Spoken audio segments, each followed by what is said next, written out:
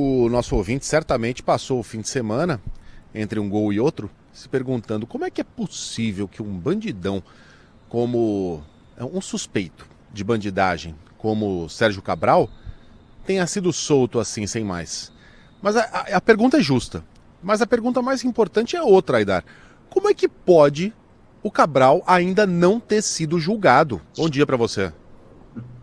Bom dia, Megali. Bom dia, Sheila. Bom dia, Carla. Bom dia aí ao ouvinte. Pois é, Megali, você sabe que assusta o fato de o ex-governador do Rio, Sérgio Cabral, ter sido solto. Mas não assusta quando você olha o seguinte: ele estava preso todo esse tempo, desde novembro de 2016, em prisão preventiva. São 6 anos sem uma condenação definitiva. E eu acho que esse é o ponto central da discussão. Ele estava preso preventivamente, tinha 5 ordens de prisão preventiva, 3 foram suspensas e 2 foram transformadas em prisão domiciliar. Quando que cabe prisão preventiva? Quando o cara está ameaçando testemunha, quando ele é um risco à ordem econômica, quando a prisão dele é necessária para a garantia da ordem pública, quando ele tenta atrapalhar o processo ou quando ele é uma ameaça à integridade física de alguém. Cabral não preenche hoje, ao menos não no que diz as provas do processo, nenhum desses requisitos. Então, como qualquer outra pessoa, ele tem que responder o processo em liberdade, até a condenação definitiva. E eu acho que esse é o ponto.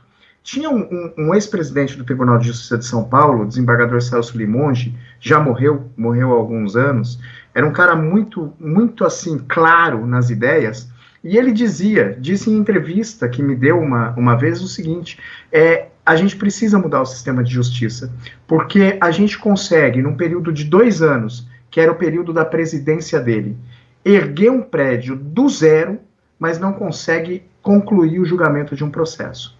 E é isso. O Sérgio Cabral já foi condenado em primeira e em segunda instância, mas ainda cabe recurso. Esse sistema de justiça que permite recursos até não mais poder, e eu não estou querendo criticar aqui os advogados manejam com o que tem na mão, e advogado bom consegue recorrer até não mais poder e adiar a conclusão definitiva do processo. Eu acho que é essa discussão que é importante fazer hoje.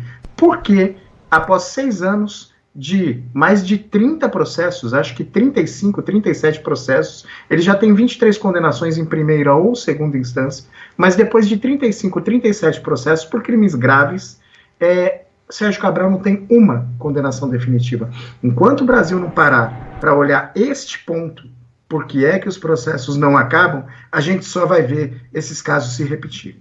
Agora, o Aidar, nossa ouvinte Rosas faz aqui uma observação e faz todo sentido. Ela falou, se for soltar todo pobre que está preso preventivamente há mais de 5 anos, acaba a superlotação carcerária, porque ela fala aqui sobre outros tantos presos que estão atualmente no regime fechado e que não foram julgados também, e nem soltos, permanecem lá há anos. É impressionante, o nosso judiciário consegue soltar o cara porque não teve tempo de julgar, mas tem tempo de julgar a soltura. É inacreditável, Aidar. Olha, a Rosa está coberta de razão. É inacreditável que a gente viva situações como essas, mas é aquela coisa, né, Sheila? Errado tá as pessoas pobres estarem presas preventivamente pela falta de advogados que deem conta de fazer com que elas sejam soltas e respondam ao processo de liberdade. Esse é o erro.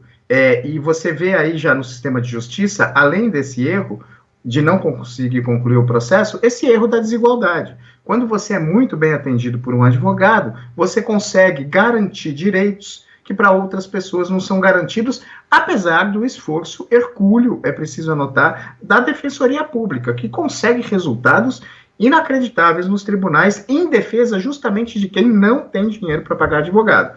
A despeito disso, a Defensoria Pública não dá conta de tudo. Então, a gente vive essa situação.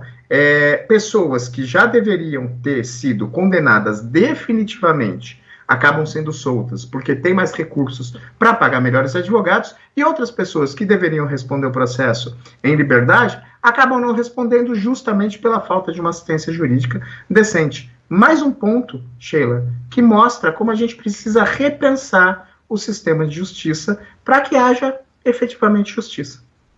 Olha como está tudo errado.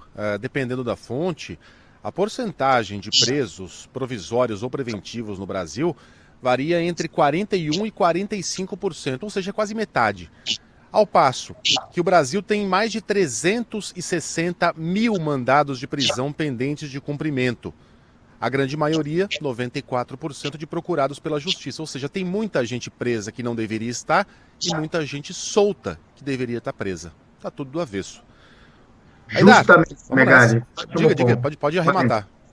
Não, é só ótima lembrança essa. E por conta desse fato de tanta gente estar presa preventivamente, a gente está chegando a quase 1 milhão de presos no Brasil, sem condições carcerárias e formando mão de obra para o crime organizado.